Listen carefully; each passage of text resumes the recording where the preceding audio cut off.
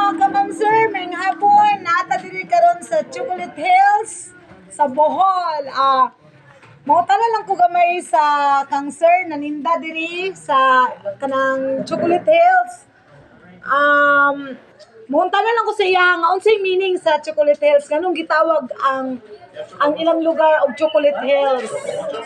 So karon lang tatad mga kamamsir kay napay siya customer. So sir, mangutana ko sa imo sir, unsay meaning sa Chocolate Hills sir? Ang Chocolate Hills, ma'am, na tawag yun siya Chocolate Hills tungod kay ang atong mountains o summer, o brown siya. Mao tong gitawag siya og Chocolate Hills. Okay. So sa una di unsa ni tawag ani sa una mga sir? Nasa sa una, tawag yun niya sa una, Carmen Hills. Carmen Hills na siya niya. Ang mga parent niya mo bisita ni na-discoveryhan lang nga mo brown ang hills og summer, mao ang gitawag nila og Chocolate Hills. Okay. Ang parent medyo nakakuan gyud ang tawag nila og Chocolate Hills kay mura siya og chocolate og summer kay color brown siya. Mo color brown. So mga kamamsir, sa una di ay daw kuno ning Chocolate Hills is Carmen Hills ra gid ilang tawag tungod sa pagbundok-bundok sa ilang lugar na ang gabundok-bundok ra siya. So muna siya ang hills. So Carmen Hills kay Carmen ni siya nga lugar. So naay nagdayo diri nga mga foreigner sa unang panahon, gitawag dayon siya og Chocolate Hills kay sila ang nakadiscover na every summer mo brown siya mga kamamsir kay masunog siya ang ilang mga dahon sa kanang chocolate sa hills. So kanang hills pag mainitan masunog siya, mo brown din siya mga kamamsir nga bro siya chocolate og itsura. So ginaingon dayon sa mga foreigner mga kamamsir og Chocolate Hills. So nagsugdan adto. So nakabalo ba ka adto sir nga unsa to nga year nasugdan nga gitawag siya og Chocolate Hills? Wala dugo kakuan og unsang tuig. Wala na sad ka kabaluan na sa generation kung unsa to nga tuiga. So sa iyang generation ni sir sa akong interview diri sa naninda diri sa kaning ilahang kaning pila ni ka step na magsaka gani ta diri 220 steps. 220 steps. Anong tuyo man gina 220 steps tungod sa katason ani. Isa na pud di siya sa hills. Isa siya. Gibuhatag inani view. Ma'am. Sige, go. So, unsa to sir kung maghulog din na sa inyong coins? Kato siya? Wishing well.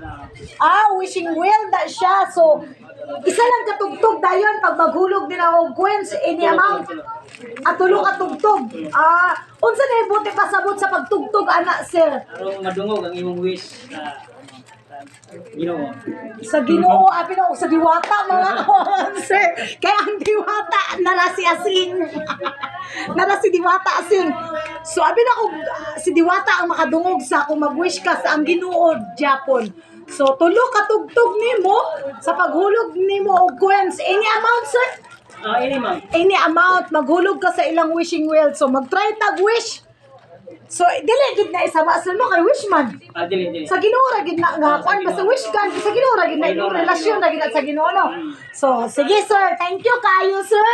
Okay ma'am. Sa imong tubag sa akong mga pangutana gusto ko masayod unsa ang Chocolate Hills. Munanyani gid ko diri nga kamo gid mismo ang taga diri mo'y makatuwag sa akong pangutana. So salamat. Bye-bye. So ay magboy-boy nga maghulog pa man kog coins. So tulo. Isa raman ka coins daw na dayon tulo din katugtog. So pag-wish ko diya sa Ginoo sa akong i-wish. May limit na mo. Pwede may limit yun ba? Limit ka, ganun. Ganun na kang ganun. Indara na nimo unsa imong kwan, pila ka? Why limit di ay? May limit. Why limit? So mag-wish daan na magtugtog. Laila ibang ta mga kamamsir. Ila naman na siyang na-experience mga kamamsir. Ang akong gituyo na siya mga kamamsir. So nara mga kamamsir.